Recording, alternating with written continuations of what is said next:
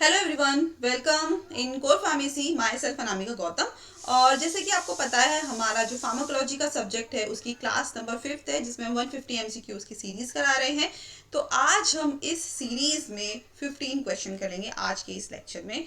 और अगर आप हमारे चैनल पर नए हैं और अब तक कोर फार्मेसी के यूट्यूब चैनल को लाइक शेयर सब्सक्राइब नहीं किया है तो कर लीजिए, क्योंकि जितने भी हम क्वेश्चन करा रहे हैं उसमें से डेफिनेटली आपका क्वेश्चंस जरूर आएंगे कॉम्पिटिटिव एग्जाम में। चलिए, तो क्वेश्चन नंबर फर्स्ट से शुरू करते हैं। तो क्वेश्चन नंबर फर्स्ट है, which division of the autonomic nervous system is responsible for the fight or flight. Fight or flight के लिए, फाइट रिस्पॉन्स के लिए कौन सा ऑटोनॉमिक नर्वस सिस्टम का कौन सा डिवीजन रिस्पॉन्सिबल है। फाइट और फ्लाइट का मतलब समझ सकते हो कि मान लो कोई भी ऐसी सिचुएशन आई, इमरजेंसी सिचुएशन, तो उसमें या तो आप लड़ जाएंगे या फिर उस सिचुएशन से डरकर भाग जाएंगे। तो ये जो हमारे अंदर से आवाज आती है कि नहीं कर जाओ, या फिर हमारे अंदर से आवाज आती है कि नहीं यार बैकफुट हो जाओ, ये जो है ये जो रिस्पॉन्स आ रहा है वो कौन से ऑटोनॉमिक नर्वस सिस्टम की डिवीजन से आता है। पैरासिम्पैथेटिक नर्वस सिस्टम से, सिंपैथेटिक नर्वस सिस्टम से, सोमैटिक नर्वस सिस्टम से, या फिर सेंट्रल नर्वस सिस्टम से। और आंसर हो जाएगा sympathetic nervous system. Sympathetic nervous system से ही हमारा फाइट और फ्लाइट का रिस्पॉन्स मिलता है। अगर पैरासिम्पैथेटिक नर्वस सिस्टम की देखें तो ये डाइजेशन में इन्वॉल्व होते हैं, ठीक है, रेस्ट और डाइजेस्ट, खाओ पियो बचाओ। और सिंपैथेटिक नर्वस जितने भी ई सिचुएशन है, सेम शेम, ठीक है, इमरजेंसी, ओके, इस टाइप की कंडीशन में sympathetic nervous system fight or flight response के लिए रिस्पॉन्सिबल है। और जितनी भी स्ट्रेसफुल कंडीशन है, ठीक है, इस कंडीशन में क्या होगा, मान लो कोई स्ट्रेसफुल कंडीशन है तो हार्ट रेट क्या होगा, बढ़ जाएगा, कॉन्ट्रैक्शन बढ़ जाएगा। ये किसकी वजह से होगा, बीटा 1 रिसेप्टर की वजह से होगा। अगर हम बात करें बीटा 2 रिसेप्टर की, तो ये ब्रोंको डायलेशन करेगा, ब्रोंकस को डायलेट कर देगा, जिसकी वजह से जो ब्रोंकस में हवा का आना जाना है वो ठीक हो जाएगा। प्यूपिल को डायलेट कर देगा, प्यूपिल को डायलेट करेगा मतलब क्या है, जो हमारी आंखों की पुतली है उसको बड़ा कर देगा। ये किसकी वजह से होगा, अल्फा 1 रिसेप्टर की वजह से होगा। और जब प्यूपिल का डायलेशन होता है उस कंडीशन को बोला जाता है माइड्रियासिस। ब्लड ग्लूकोज लेवल बढ़ जाएगा, क्यों, क्योंकि ग्लूकोज का न्यू फॉर्मेशन करेगा वाया ग्लाइकोजिनोलाइसिस और ग्लूकोनियोजेनेसिस। वेसोडाइलेशन करेगा स्केलेटल मसल में बीटा 2 रिसेप्टर्स के थ्रू। तो ध्यान रखना, जो सिंपैथेटिक नर्वस सिस्टम के जो रिस्पॉन्स आ रहे हैं उसमें बीटा 2 रिसेप्टर्स पे वेसोडाइलेशन करेगा स्केलेटल मसल्स का। पैरासिम्पैथेटिक नर्वस सिस्टम इसका आंसर नहीं है, क्यों, क्योंकि रेस्ट एंड डाइजेस्ट फंक्शन के लिए रिस्पॉन्सिबल है, जिसमें हार्ट रेट कम हो जाती है, डाइजेशन बढ़ जाता है, ग्लैंडुलर सिक्रीशन बढ़ जाते हैं। नेक्स्ट है सोमैटिक नर्वस सिस्टम, इसका आंसर नहीं है, क्यों, क्योंकि ये क्या करता है, वॉलेंट्री स्केलेटल मसल्स को कंट्रोल करता है। भाई फिंगर्स चलाना, ठीक है, मुंह चलाना, पैर चलाना, जितने भी हमारे ऐच्छिक इच्छा के अनुसार जो मूवमेंट है उनको कंट्रोल करता है somatic nervous system. Central nervous system की बात की जाए तो सेंट्रल नर्वस सिस्टम हमारा ब्रेन है और स्पाइनल कॉर्ड है। तो ब्रेन और स्पाइनल कॉर्ड इसके अंदर इंक्लूड होते हैं। फाइट और फ्लाइट रेस्पॉन्स के लिए भी थोड़ा बहुत कहीं ना कहीं रिस्पॉन्सिबल है, लेकिन पेरिफेरल सिंपैथेटिक डिवीजन से, ऑटोनॉमिक नर्वस सिस्टम के डिवीजन से नहीं, ठीक है, सॉरी, सिंपैथेटिक नर्वस सिस्टम के डिवीजन से नहीं। नेक्स्ट क्वेश्चन है, the autonomic nervous system regulates all of the following except. जो ऑटोनॉमिक नर्वस सिस्टम है वो नीचे दिए गए सभी चीजों को रेगुलेट करता है, सिवाय हार्ट रेट के, स्मूथ मसल कॉन्ट्रैक्शन के, स्केलेटल मसल कॉन्ट्रैक्शन के, या फिर ग्लैंडुलर सिक्रीशन के। अभी मैंने बताया इस क्वेश्चन का आंसर, तो गेस कीजिए इसका आंसर क्या होगा। कमेंट सेक्शन में कमेंट जरूर करें आप अपने आंसर, क्योंकि जब आप कमेंट सेक्शन में आप अपने आंसर कमेंट करते हैं तो आपको चीजें याद रहती है कि अच्छा हमने उस क्लास में इसका आंसर ये बताया था, तो आपको कहीं ना कहीं चीजें मेमोराइज्ड रहती हैं। तो चलिए इसका आंसर बताइए। तो इसका आंसर हो जाएगा स्केलेटल मसल कॉन्ट्रैक्शन। मैंने बताया था बीटा 2 रिसेप्टर से बाइंड करेंगी तो क्या रिस्पॉन्स आएगा। तो ये ड्रग, जो भी ड्रग इसके अंदर आती है, अभी हम आगे देखेंगे, बताऊंगी नहीं मैं आपको। तो स्केलेटल मसल कॉन्ट्रैक्शन को ये कंट्रोल करता है, सोमैटिक, ठीक है। तो skeletal muscles are voluntary control somatic nervous system के थ्रू। हार्ट रेट क्या होंगे, कंट्रोल होते हैं एएनएस के थ्रू, या फिर स्मूथ मसल और ग्लैंड्स ये भी हमारे एएनएस के थ्रू रेगुलेट होते हैं। क्वेश्चन नंबर 3 है which neurotransmitter is primarily released at the parasympathetic post ganglionic synapse. कौन सा न्यूरोट्रांसमीटर जो कि पैरासिम्पैथेटिक पोस्ट गैंग्लियोनिक सिनेप्स से रिलीज करता है, तो कौन सा न्यूरोट्रांसमीटर है जो कि पैरासिम्पैथेटिक पोस्ट गैंग्लियोनिक सिनेप्स से रिलीज हो रहा है? डोपामीन, एसिटाइलकोलिन, नॉरएपिनेफ्रिन या फिर सेरोटोनिन? आंसर बताइए। आंसर हो जाएगा इसका क्वेश्चन नंबर 3 का एसिटाइलकोलिन। एसिटाइलकोलिन क्या है? न्यूरोट्रांसमीटर है। और कैसा न्यूरोट्रांसमीटर है? जो कि पैरासिम्पैथेटिक पोस्ट गैंग्लियोनिक सिनेप्स से रिलीज हो रहा है। पैरासिम्पैथेटिक मतलब पैरासिम्पैथेटिक नर्वस सिस्टम से रिलीज हो रहा है, लेकिन पैरासिम्पैथेटिक में भी कौन सा? Post ganglionic. 2 गैंग्लियोनिक होते हैं, pre ganglionic and post ganglionic. तो पोस्ट गैंग्लियोनिक से एसिटाइलकोलिन रिलीज हो रहा है। और मुझे कमेंट सेक्शन में कमेंट करके बताइए कि acetylcholine is responsible for what?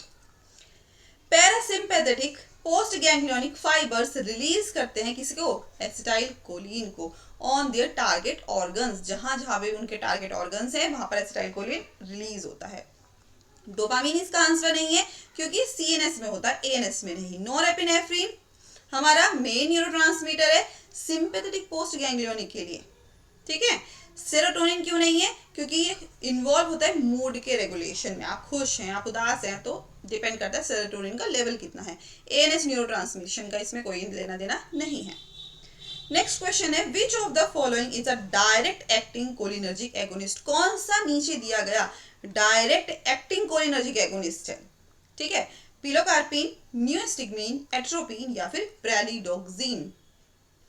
Direct acting cholinergic agonist पूछा है, कहने का मतलब है जो कि ड्रग डायरेक्ट कोलिनर्जिक एगोनिस्ट की तरह काम करती हो। क्लासिफिकेशन से आंसर होगा पिलोकार्पिन। पिलोकार्पिन क्या है? डायरेक्ट एक्टिंग कोलिनर्जिक एगोनिस्ट है, कोलिनर्जिक रिसेप्टर्स पे बाइंड करती है डायरेक्टली। पिलोकार्पिन जो है वो डायरेक्टली बाइंड करती है मस्केरिनिक रिसेप्टर्स पे। मस्केरिनिक रिसेप्टर कितने होते हैं? M1, M2, M3। तो मस्केरिनिक रिसेप्टर में भी स्पेशली किसकी बात हो रही है? M3 रिसेप्टर की बात हो रही है, जिसकी वजह से क्या होगा? मायोसिस कॉज होगी। मायोसिस का मतलब होता है जो अब आंखों की जो पुतली है वो क्या हो जाएगी? छोटी छोटी सी हो जाएगी। आप मान लो अगर आपको बहुत दूर तक देखना है तो आप क्या करोगे? अपनी आंखों को बहुत ऐसे छोटी कर लोगे, बहुत ध्यान से देखोगे। तो इसका मतलब क्या हो रहा है कि हमारी आंखों की पुतली क्या हो जा रही है? छोटी हो जा रही है। जो सलाइवा है, जो लाल ग्रंथियां है वो एक्टिवेट हो जाएंगी, लार बनने लगेगी ज्यादा। जो स्वेट ग्लैंड्स हैं उसमें से स्वेटिंग सिक्रीशन ज्यादा बढ़ जाएगा। और अगर बात की जाए पिलोकार्पिन की तो ग्लूकोमा में यूज किया जाता है, specially acute angle closure glaucoma में। ड्राई माउथ में की कंडीशन में यूज किया जाता है, जैसे कि जीरोस्टोमिया। ओके, और एग्जाम्पल की अगर हम बात करें तो जोग्रीन सिंड्रोम, एक सुजोग्रीन एस साइलेंट है, तो जोग्रीन सिंड्रोम जो है उसमें ये पिलोकार्पिन यूज किया जाता है। पोस्ट रेडिएशन में, पोस्ट रेडिएशन मतलब कोई अगर बंदा रेडिएशन के कांटेक्ट में बहुत ज्यादा रहता है तो पिलोकार्पिन यूज किया जाता है।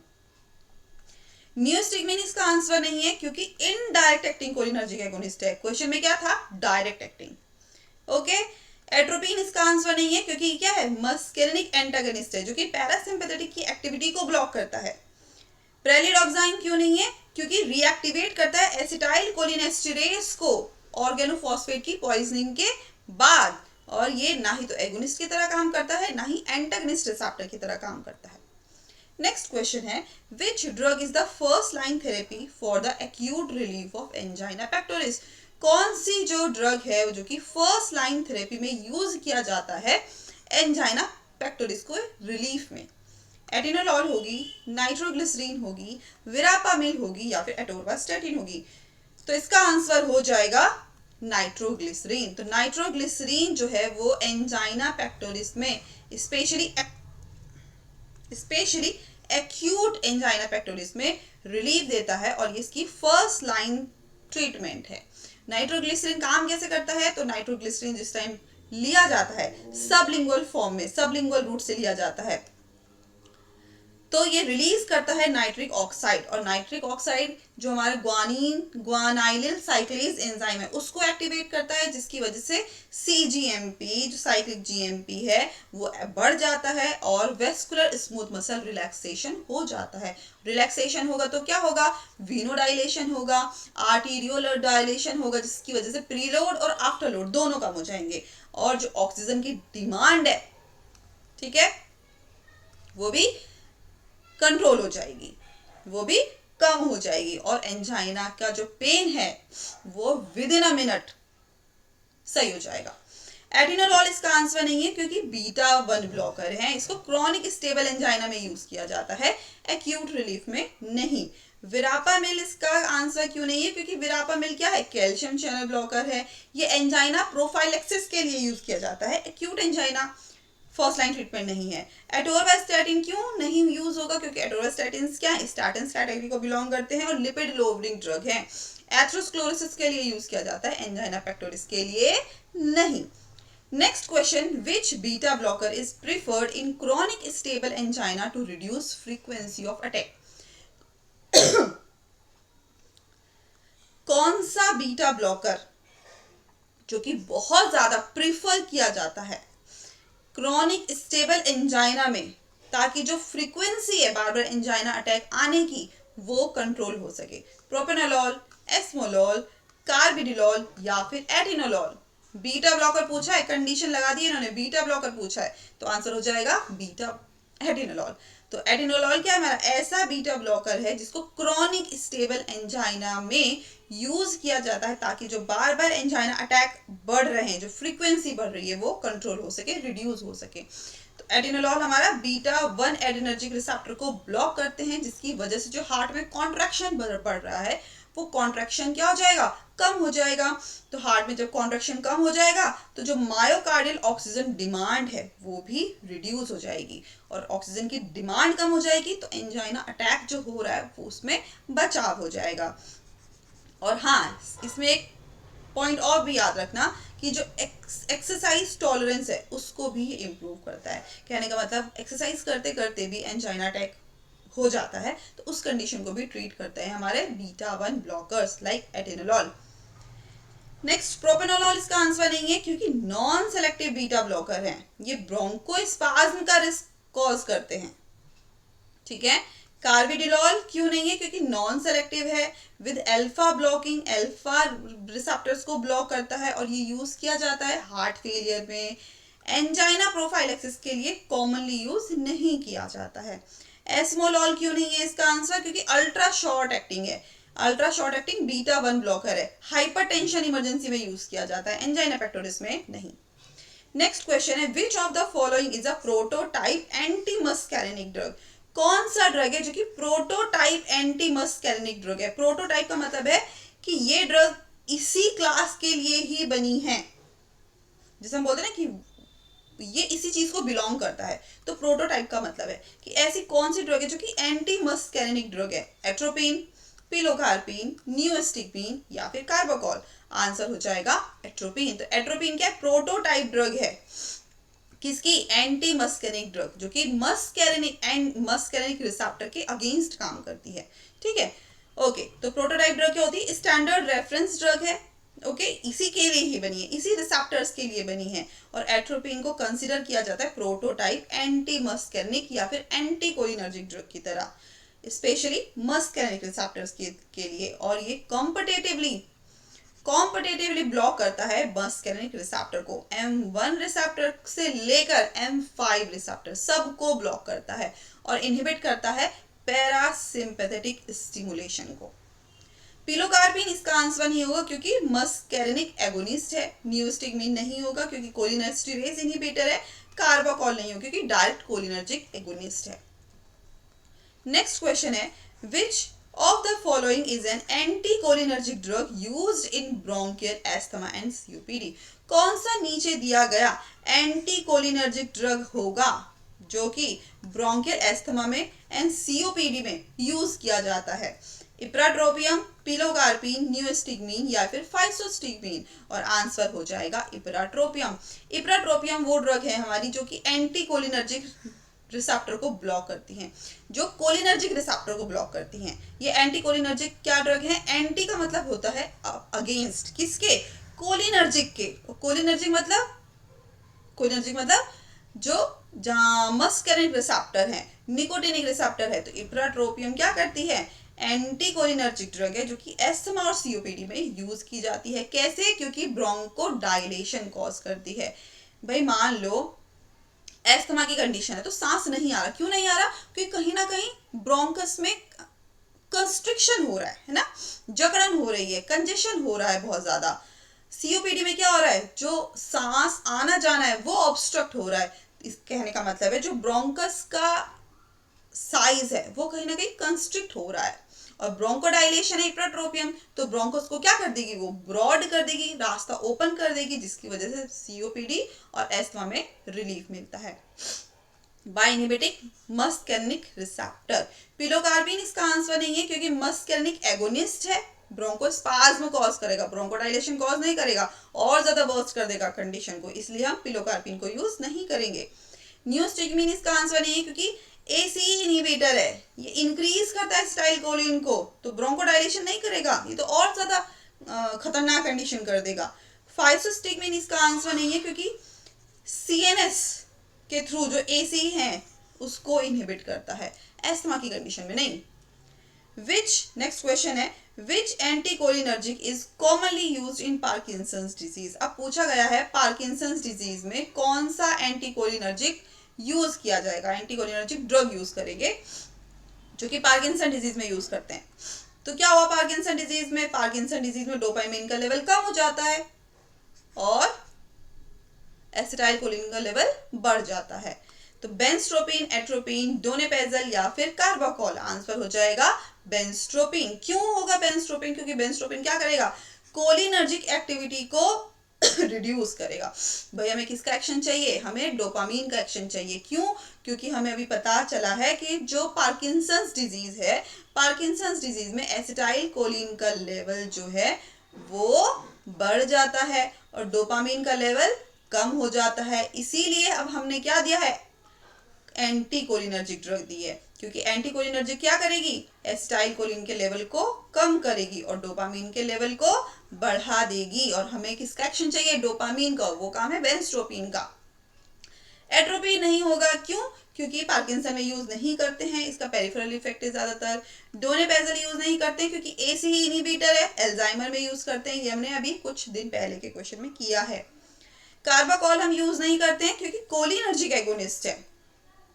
कोलिनर्जिक एगोनिस्ट है मतलब एसिटाइलकोलिन का लेवल बढ़ा रही है, तो और ज्यादा वर्स्ट कर देगी कंडीशन को। नेक्स्ट क्वेश्चन है, which anticholinergic drug is used for pupil dilation in eye examination. Eye examination के दौरान जो प्यूपिल को डायलेट करते हैं उस दौरान कौन सा एंटीकोलिनर्जिक ड्रग को यूज किया जाता है? भाई आप डॉक्टर के पास जा रहे हो, डॉक्टर को आंख दिखानी है, लेकिन आंख देखने से पहले डॉक्टर क्या करता है? कुछ ड्रॉप्स डालता है, किसकी? एंटीकोलिनर्जिक ड्रग की। क्यों? ताकि जो प्यूपिल का डायलेशन है, जो हमारी आंख है उसका जो पुतली है वो क्या करता है? बड़ी कर देता है, ताकि वो अच्छे से एग्जामिनेट कर सके। कौन सी ड्रग यूज की जाएगी? ट्रोपिकामाइड, पिलोकार्पिन, न्यूस्टिग्मिन या फिर रिवास्टिग्मिन, और आंसर हो जाएगा ट्रोपिकामाइड। तो ट्रोपिकामाइड वो ड्रग है जिस टाइम एग्जामिनेशन के दौरान प्यूपिल का डायलेशन होता है, और ये क्या करता है? पैरालिसिस एकोमोडेशन भी कॉज करता है, जिसको हम बोलते हैं साइक्लोप्लेजिया, क्योंकि माइड्रियासिस इफेक्ट कॉज करता है, जो प्यूपिल का डायलेशन है वो इंड्यूस करता है। पिलोकार्पिन इसका आंसर नहीं होगा क्योंकि प्यूपिल को कॉन्स्ट्रिक्ट करता है, छोटा करता है। न्यूस्टिग्मिन इसका आंसर नहीं होगा क्योंकि एसिटाइलकोलिन के लेवल को बढ़ाता है, और अगर एसिटाइलकोलिन का लेवल बढ़ता है तो प्यूपिल का कॉन्ट्रैक्शन होता है। रिवास्टिग्मिन इसका आंसर नहीं है क्योंकि एल्जाइमर्स डिजीज में यूज किया जाता है। नेक्स्ट क्वेश्चन है, ganglionic blocking agent act primarily on which receptor. जो हमारे गैंग्लियोनिक ब्लॉकिंग एजेंट्स हैं या फिर गैंग्लियोनिक ब्लॉकिंग ड्रग्स हैं, उनको कौन से रिसेप्टर पे वो एक्ट करती हैं? Muscarinic receptor, nicotinic neuronal receptor, nicotinic muscle receptor या फिर एडिनर्जिक रिसेप्टर। तो गैंग्लियोनिक ब्लॉकिंग ड्रग्स हमारी यूज की जाती हैं निकोटिनिक एंड रिसेप्टर्स को ब्लॉक करती हैं। ठीक है, आपने सुना होगा मस्केरेनिक रिसेप्टर होते हैं, निकोटिनिक रिसेप्टर होते हैं। ये जो निकोटिनिक रिसेप्टर होते हैं ये एन होते हैं और एन टाइप के होते हैं। तो एन का मतलब है जो निकोटिनिक न्यूरोनल रिसेप्टर है इनको ब्लॉक करते हैं हमारे गैंग्लियोनिक ब्लॉकिंग एजेंट्स, जैसे कि हेक्सामिथोनियम है, ट्राइमिथाफेन है, मीकामाइलामाइन है। ये क्या करती हैं, ये ब्लॉक करती हैं निकोटिनिक एन रिसेप्टर को, जो कि हमारे ऑटोनोमिक गैंग्लिया में प्रेजेंट होते हैं। तो पैरासिम्पैथेटिक और सिंपैथेटिक दोनों जगह ये एक्शन को इनहिबिट करती है। मस्केरेनिक नहीं होगा इसका आंसर, क्योंकि ब्लॉक होता है ओनली एट्रोपिन से। ठीक है, नॉट गैंग्लियोनिक ब्लॉकर से। निकोटिनिक इसका आंसर नहीं है, क्योंकि ये न्यूरोमस्कुलर जंक्शन में पाए जाते हैं, ये ब्लॉक करते हैं न्यूरोमस्कुलर ब्लॉकर्स की तरह। एडिनर्जिक इसका आंसर नहीं है, क्योंकि अल्फा बीटा ब्लॉकर्स हैं हमारे adrenergic blockers, ganglionic blocking drugs नहीं है। नेक्स्ट क्वेश्चन है, which drug is short acting ganglionic blocker used in hypertensive emergencies and during surgery. कौन सी ड्रग है जो कि शॉर्ट एक्टिंग, अभी तो हमने देखा था गैंग्लियोनिक ब्लॉकर है, लेकिन इन ड्रग में कौन सी ऐसी गैंग्लियोनिक ब्लॉकर है जो कि शॉर्ट एक्टिंग है, हाइपरटेंसिव इमरजेंसी में यूज की जाती है सर्जरी के दौरान और सर्जरी के अंदर। हाइपरटेंशन में भी और सर्जरी में भी, दोनों में गैंग्लियोनिक ब्लॉकर ड्रग बतानी है जो कि शॉर्ट एक्टिंग हो। ट्राइमिथाफेन, हेक्सामिथोनियम, एट्रोपिन, पिलोकार्पिन, और आंसर हो जाएगा ट्राइमिथाफेन। तो ट्राइमिथाफेन ड्रग क्या है, शॉर्ट एक्टिंग है। ठीक है, शॉर्ट एक्टिंग का मतलब छोटे टाइम के लिए असर दिखाती है, और गैंग्लियोनिक ब्लॉकर है जो कि हाइपरटेंशन और सर्जरी के दौरान बीपी कम करती है। और ट्राइमिथाफेन क्या है, आईवी रूट से ही दी जाती है जिस टाइम बहुत ज्यादा हाइपरटेंशन का क्राइसिस हो रहा है, जिस टाइम ऑर्टिक डाइसेक्शन हो रहा है, ऑर्टिक की सर्जरी चल रही है। ठीक है, हेक्सामिथोनियम हम यूज क्यों नहीं करेंगे, क्योंकि हेक्सामिथोनियम लॉन्ग एक्टिंग है, क्वेश्चन में था शॉर्ट एक्टिंग। एट्रोपिन यूज नहीं करेंगे क्योंकि मस्केरेनिक एगोनिस्ट एंटागनिस्ट है। पिलोकार्पिन यूज नहीं करेंगे क्योंकि मस्केरेनिक एगोनिस्ट है। नेक्स्ट क्वेश्चन है, which of the following is not an effect of ganglionic blockers. कौन सा नीचे दिया गया जो है वो गैंग्लियोनिक ब्लॉकर्स का इफेक्ट नहीं है। ऑर्थोस्टैटिक हाइपोटेंशन, कॉन्स्टिपेशन, ब्रेडिकार्डिया या फिर यूरिनरी रिटेंशन। तो कौन सा नीचे दिया गया गैंग्लियोनिक ब्लॉकर का इफेक्ट नहीं है, और इसका आंसर हो जाएगा ब्रेडिकार्डिया। क्यों नहीं है, क्योंकि हमें पता है जब हम फार्माकोलॉजिकल एक्शन पढ़ते हैं तो गैंग्लियोनिक ब्लॉकर्स क्या करते हैं, टेकिकार्डिया कॉज करते हैं, ना कि ब्रेडिकार्डिया। तो इसलिए इसका सी ऑप्शन बिल्कुल गलत है। ऑर्थोस्टैटिक हाइपोटेंशन क्यों नहीं है, क्योंकि ये सिंपैथेटिक वेसोकॉन्स्ट्रिक्शन टोन जब लॉस हो जाती है तब होता है। कॉन्स्टिपेशन क्योंकि पैरासिम्पैथेटिक स्टिमुलेशन रुक गया इसलिए है। यूरिनरी रिटेंशन क्योंकि पैरासिम्पैथेटिक ब्लड का कंट्रोल खो गया है इसलिए। नेक्स्ट क्वेश्चन है, which adrenergic receptor causes vasoconstriction when stimulated. कौन सा एडिनर्जिक रिसेप्टर है जब उसका स्टिमुलेशन होगा तो वेसोकॉन्स्ट्रिक्शन कॉज करेगा, अल्फा 1, अल्फा 2, बीटा 1 या बीटा 2। 14 क्वेश्चन का आंसर हो जाएगा अल्फा 1। तो एडिनर्जिक रिसेप्टर कॉज करते हैं vasoconstriction by binding alpha 1 receptor, and then after alpha receptor binding they stimulate alpha 1 receptor that causes vasoconstriction। तो वेसोकॉन्स्ट्रिक्शन होता है, वेसोकॉन्स्ट्रिक्शन होगा तो वेसल्स क्या होंगी, कंस्ट्रिक्ट होंगी, सिकुड़ने लगेंगी, जिसकी वजह से क्या होगा, वेसल्स में खिंचाव होगा। ठीक है, जिसकी वजह से ब्लड प्रेशर बढ़ जाएगा क्योंकि कॉन्ट्रैक्शन बढ़ जाएगा स्मूथ मसल का। अल्फा 2 नहीं होगा क्योंकि प्री सिनेप्टिक स्टिमुलेशन होगा, नॉरएपिनेफ्रिन की रिलीज को रिड्यूस करेगा। बीटा 1 नहीं होगा क्योंकि इंक्रीज करता है हार्ट रेट को, कॉन्ट्रैक्टिलिटी को। बीटा 2 नहीं होगा क्योंकि वैसोडाइलेशन कॉज करेगा, ब्रोंकोडाइलेशन कॉज करेगा। और आज के इस वीडियो लेक्चर का लास्ट क्वेश्चन है, which of the following is a selective alpha 1 blocker used in hypertension and BPH, benign prostatic hyperplasia, जो प्रोस्टेटिक ग्लैंड्स हैं वो बढ़ जाती हैं। तो कौन सा नीचे दिया गया सेलेक्टिव अल्फा 1 ब्लॉकर है? स्पेशल उसने कंसिडरेशन दिया है कि सेलेक्टिव होना चाहिए अल्फा 1 ब्लॉकर, जो कि हाइपरटेंशन और बीपीएच में दोनों में यूज किया जाता हो। प्रोपेनोलॉल, प्राजोसिन, फिनॉक्सीबेंजामीन या फिर क्लोनिडीन। तो कौन से नीचे दिए गया आंसर बिल्कुल सही होगा? जल्दी से कमेंट सेक्शन में बताओ। क्वेश्चन नंबर 5 का आंसर होगा प्राजोसिन। और इस क्वेश्चन को मैंने पहले भी कराया था। अगर आप लोग सही हैं तो मुझे कमेंट सेक्शन में फटाक से इसका आंसर बता दो। तो प्राजोसिन क्या है? सेलेक्टिवली अल्फा 1 को ब्लॉक करता है। अल्फा 1 ब्लॉक हो जाएगा तो जो स्मूथ मसल है वो रिलैक्स हो जाएंगी, उसमें कॉन्ट्रैक्शन नहीं होगा, जिसकी वजह से जब स्मूथ मसल कॉन्ट्रैक्शन रिड्यूस हो जाएगा तो बीपी कम हो जाएगा। इस जो प्रोस्टैटिक स्मूथ मसल है वो भी इंप्रूव होंगी। क्यों? क्योंकि अल्फा 1 ब्लॉक हो गए, रिलैक्सेशन कॉज हो रहा है। प्रोपेनॉल इसका आंसर नहीं है कि नॉन सेलेक्टिव बीटा ब्लॉकर है, नॉन सेलेक्टिव नहीं था, सिलेक्टिव पूछा गया था। फिनॉक्सीबेंजामीन नहीं है क्योंकि this is also non selective, irreversible alpha blocker है जिसको फियोक्रोमोसाइटोमा में यूज किया जाता है। क्लोनिडीन क्यों नहीं है? क्योंकि अल्फा 2 एगोनिस्ट है, एंटागोनिस्ट नहीं है, और इसलिए। तो ठीक है, यहाँ पर हमारे जो 15 क्वेश्चन है 150 एमसीक्यूज की फार्माकोलॉजी की जो हमारी सीरीज चल रही थी उसमें आज की क्लास हम एंड करते हैं। आई होप आपको ये क्लास समझ में आ रही होगी और ये क्वेश्चन आपको इन फ्यूचर हेल्प करेंगे। इसी तरीके से आप हमारे कोर फार्मेसी चैनल को लाइक, शेयर, सब्सक्राइब और कमेंट करना ना भूलें।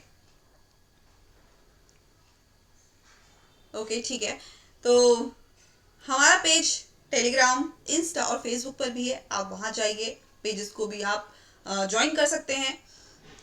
तब तक के लिए thank you so much, next time फिर मिलेंगे, बाय बाय।